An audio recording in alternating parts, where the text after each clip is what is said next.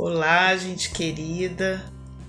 Estamos aqui nesse mês, finalzinho de mês de junho, mês das festas juninas, de Santo Antônio, de São João, de São Pedro, de São Paulo.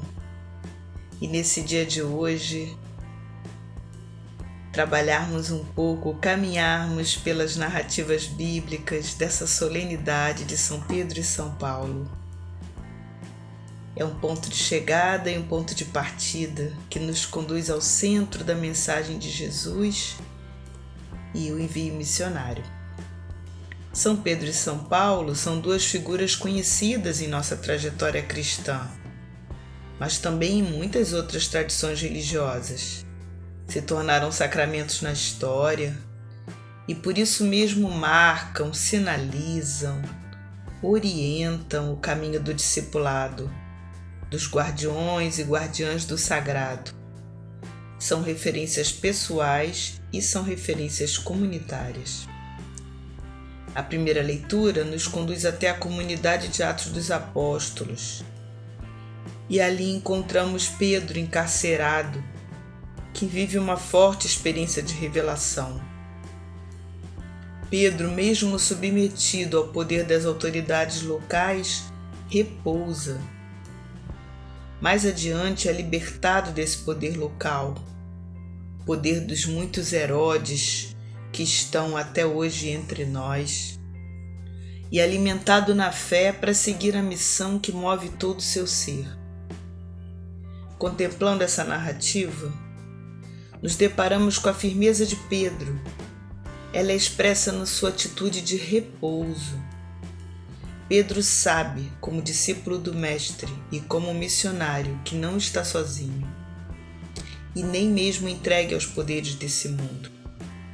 Ele pode repousar e confiar, mesmo sem compreender o contexto mais amplo daquela prisão. A sua confiança é confirmada. Os guardiões o confirmam, os passos para a missão. Eles dizem: coloca o cinto, calça tuas sandálias, põe tua capa e vem. É para a missão que ele é chamado. É para a missão que ele deve prosseguir.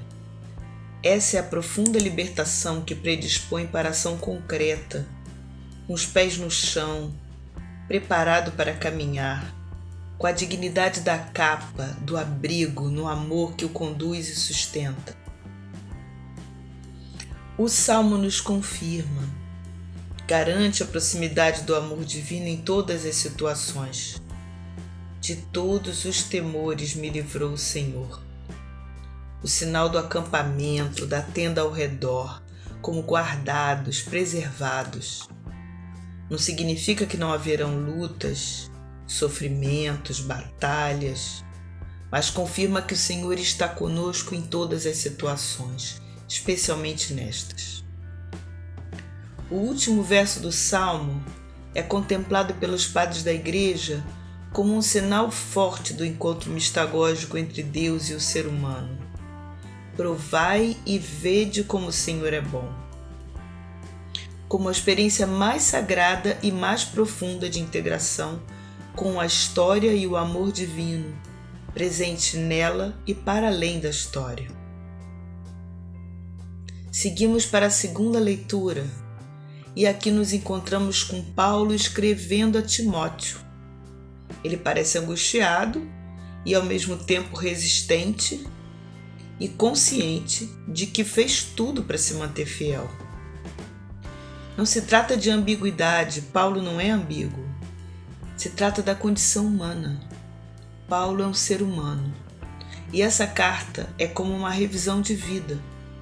Paulo olha para sua trajetória, percebe o quanto se modificou diante do chamado divino, reconhece as suas limitações, mas sabe também que nada impede que o amor seja vitorioso. Os verbos do versículo 7, combati o bom combate, terminei a minha carreira, guardei a fé, nos ajudam a compreender que a conversão é um caminho, direcionado a uma meta e, ao mesmo tempo, a missão de sermos guardiões e guardiãs do mais sagrado. convite de Deus respeita a história de Paulo. O convite de Deus para cada um de nós respeita a nossa história pessoal. Não se impõe, convida. É a liberdade de Deus em diálogo com a liberdade humana. É o amor divino que se revela mais uma vez. E o evangelho escolhido para a solenidade de hoje é como a resposta aos textos anteriores. Diante das perguntas que nos chegaram até agora, através da palavra, Jesus nos conduz à pergunta fundamental: e vós? Quem dizeis que eu sou? Diante dela, nós vivemos um verdadeiro processo pedagógico, ou se desejarmos um processo mistagógico, de discernimento, revisão de nossas próprias vidas, de nossas escolhas e também do caminho da comunidade. Convidamos aqui a olhar especialmente para duas chaves de leitura, pois aqui encontramos muitas, né? A diferença de perspectivas diante do projeto de Deus, a perspectiva daqueles que conhecem Jesus, estão no caminho, mas ainda estão confusos com todo o contexto em que estão envolvidos, e a perspectiva daqueles que estão próximos de Jesus, a quem ele confia os seus segredos, que convivem mais de perto. São duas perspectivas. E a outra chave de leitura é essa dinâmica entre a liberdade divina e a liberdade humana histórica, essa dinâmica da alteridade entre o ser humano e Deus, entre Deus e o ser humano. Jesus está um tempo especial. Aqui nessa narrativa a gente encontra Jesus num tempo de revisão, de avaliação do caminho percorrido. E para isso ele está com a comunidade mais próxima, como quem quer olhar para si e para a comunidade, sabendo que não há como se conhecer sem a comunidade. A alteridade não é para Jesus um dever ético, uma meta ética apenas. É mais do que isso, é o seu princípio, é o que o movimenta, é o seu jeito mesmo de ser e viver. Não há como ser quem é sem ser em relação. E nesse processo de revisão, Jesus busca compreender como as pessoas recebem a sua mensagem, o seu jeito de agir, as suas orientações. Qual a ótica do povo sobre a identidade de Jesus? É importante esse feedback. Conhecer como a missão está chegando, talvez sejam necessárias então novas formas de atuar, novas estratégias, novas parábolas, novos gestos, mas sempre na direção da missão. Mas Jesus segue para a ótica da comunidade mais próxima e pergunta face a face: e vocês? Qual a sua perspectiva? Já entenderam qual o caminho ou se confundem como tantos sobre o que significa ser o Messias, o Filho de Deus? E aí a profissão de fé da comunidade é colocada na voz de Pedro. Sim, nós sabemos, seremos seus discípulos, nós chamamos e vamos assumir a missão. Apacenta as minhas ovelhas. Jesus não nega as alteridades, as diferenças, as limitações. Ele nos conhece melhor do que a nós mesmos. E é conosco mesmos que ele conta e confirma na fé e na missão. O que importa é a direção, a meta. E para isso é preciso ser comunhão e poder serviço.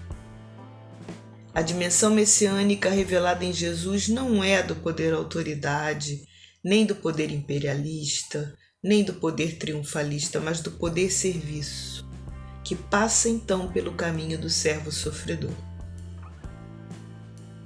Pedro e Paulo somos todos nós. Pedro e Paulo são duas dimensões da comunidade em estado de missão. Pedro e Paulo são as duas necessárias perspectivas de identidade, a fidelidade e a continuidade, a tradição e a criatividade, a dimensão interna e a dimensão externa da missão. Que nós possamos encontrar esse caminho de seguir em comunhão, nas luzes e sombras, nas lutas e oposições, nas pequenas realizações e novas metas. Nós somos confirmados como comunidade no caminho do amor divino que nos chamou e nos conduz sempre. Louvado seja nosso Senhor Jesus Cristo.